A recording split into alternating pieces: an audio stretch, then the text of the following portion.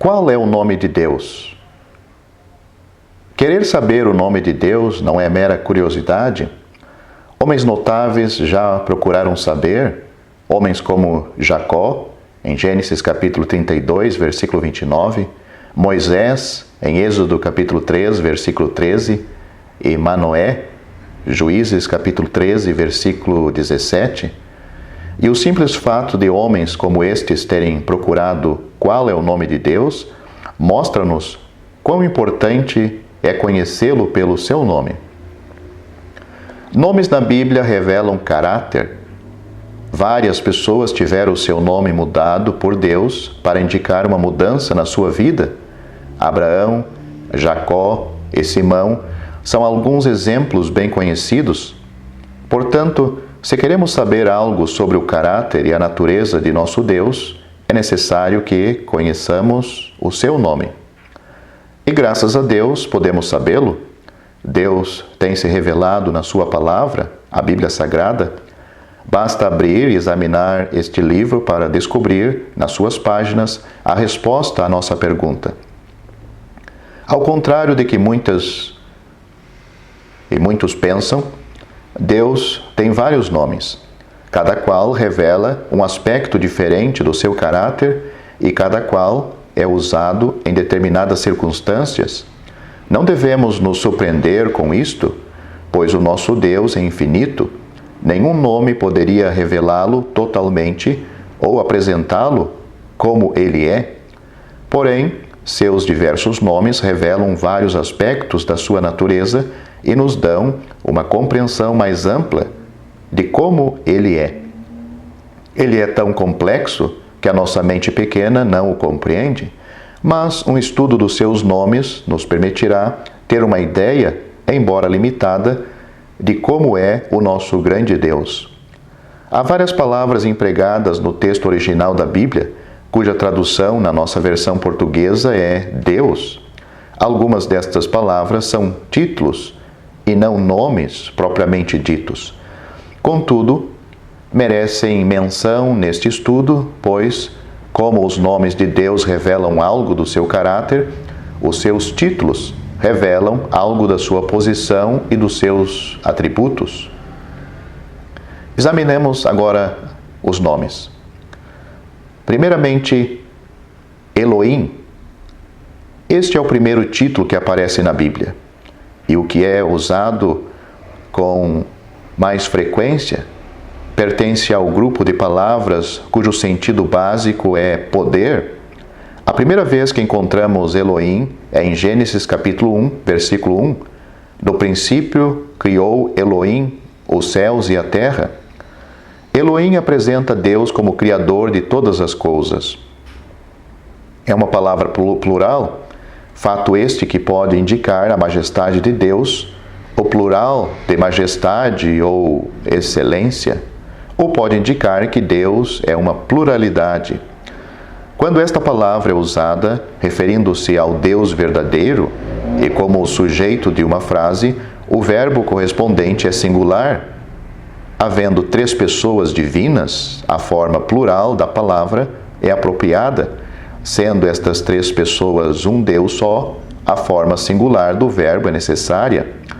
Elohim também é usado no Velho Testamento para deuses falsos. Gênesis capítulo 31, versículo 30, Êxodo capítulo 12, versículo 12 e etc. Homens também são chamados de Elohim. Em algumas ocasiões, quando estes ocupam a posição de juízes entre os seus semelhantes. Salmo capítulo 82, versículo 6, Êxodo capítulo 21, versículo 6 e capítulo 22, versículos 8 e 9.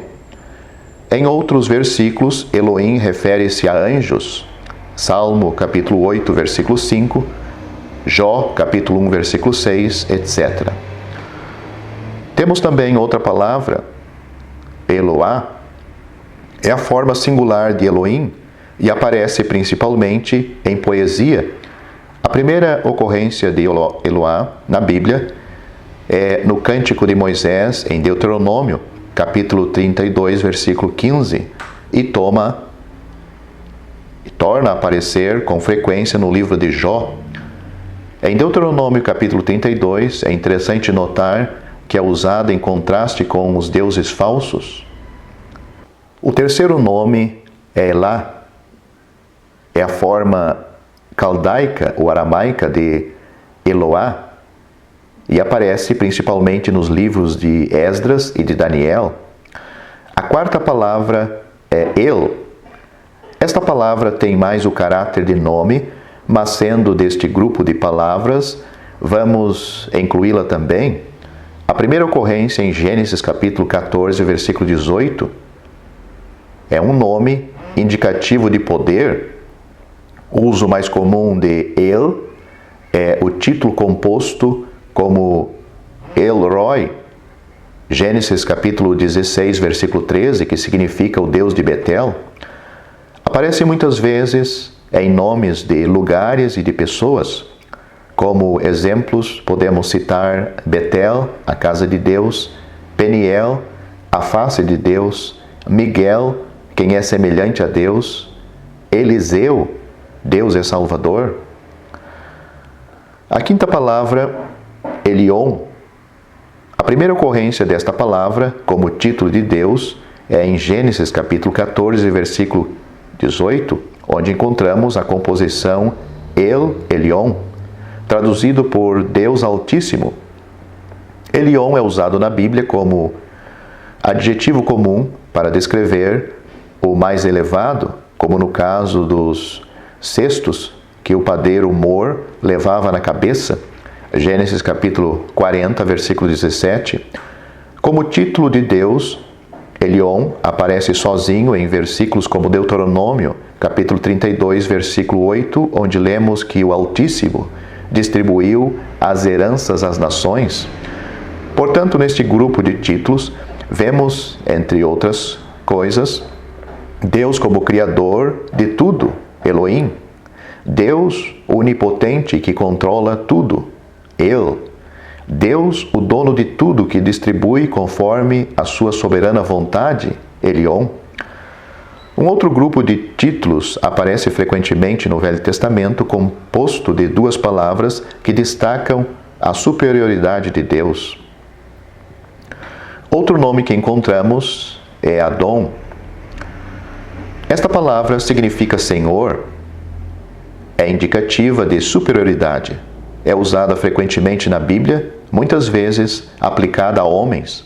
A primeira ocorrência em Gênesis capítulo 18, versículo 12, onde Sara falou de Abraão como meu Senhor. Quando usada em referência a Deus, indica a sua superioridade na terra, ele é o governador da terra. O outro nome que encontramos na Bíblia é Adonai. É a forma plural de Adon. Como acontece com Adon, este título é também usado para homens, como no caso de José no Egito, Gênesis capítulo 42, versículo 30. Quando usado com referência a Deus, indica a sua soberania absoluta. Muitas vezes, Adonai aparece junto com o tetragrama YHWH nos escritos dos profetas, especialmente Ezequiel, e nestes casos é traduzido por o Senhor Deus. Resta ainda considerar mais um título significativo, Shaddai.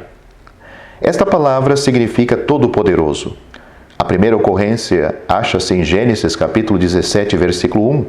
O Senhor Jeová, que significa Jeová, apareceu a Abraão e disse-lhe: Eu sou o Deus, eu, Todo-Poderoso, que significa Shaddai.